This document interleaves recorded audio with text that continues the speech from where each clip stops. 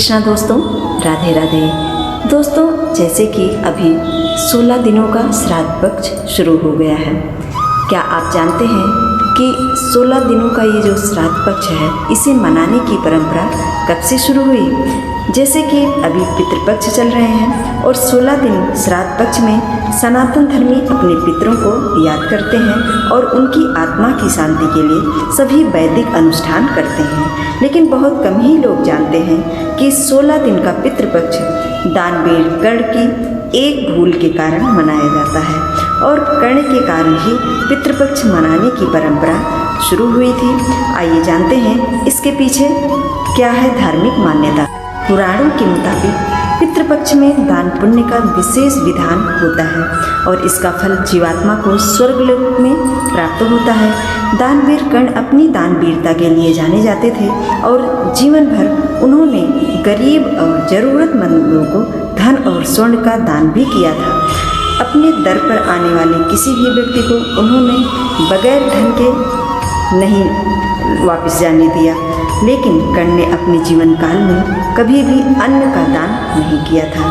अंतिम समय में जब कर्ण ने मृतलोक को छोड़ा और स्वर्ग पहुँचे तो खूब सारा सोना दिया गया और खाने के लिए भी कुछ नहीं दिया गया। खाने में भी उनके सामने सोना ही रख दिया गया। इस पर दानवीर कर्ण ने जब भगवान इंद्र से इसका कारण पूछा तो देवराज इंद्र ने बताया कि जीवन भर सोना ही दान किया है और पितरों की आत्मा की शांति के लिए कभी भी अन्न का दान नहीं किया, इसलिए उन्हें अन्न नहीं दिया गया। तब कर्ण ने इस बात को लेकर अनभिज्ञता जाहिर करते हुए कहा कि मुझे अन्नदान के महत्व का कोई भी जानकारी नहीं थी। दोस्तों, कर्ण को जब अपनी गलती का एहसास हुआ तो उन्हें अपनी गलती सुधारने के लिए एक बार 16 दिन के लिए धरती पर भेजा गया था।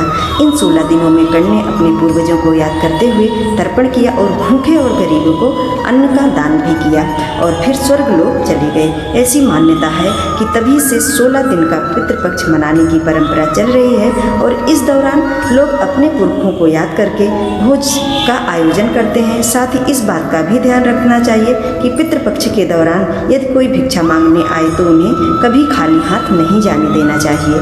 तो इस तरह से दानवीर कर्ण की कथा के माध्यम से ज्ञात होता है कि पितृपक्ष क्या होता है और पितृपक्ष में अन्न का दान क्यों किया जाता है।